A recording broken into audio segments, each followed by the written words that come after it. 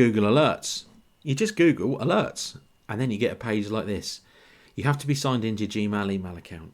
You can put a loose term like Andy Proctor, and that will let you know whenever Andy Proctor is mentioned on a news article, blog post or publication on the internet as text that can be indexed by Google worldwide.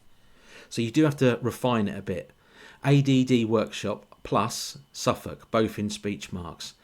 That refines the search, but you can also set some filters when you set up the search. So let's put this in. Now, why would that be better than just Googling it?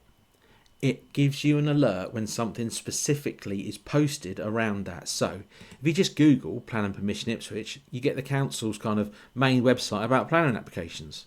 This is specific. So go for as it happens. You can always turn it down to once a day if it's too much, but it isn't normally. There's an Ipswich in Australia, so you need to be clicking UK, and of course you can evolve and adapt that. So there's your alert created. There's not much more to say. You just get emails. Search for the competition, people's names, other companies even. Make sure you click subscribe at the bottom because I'm putting lots of little videos out that will help you. Thanks very much.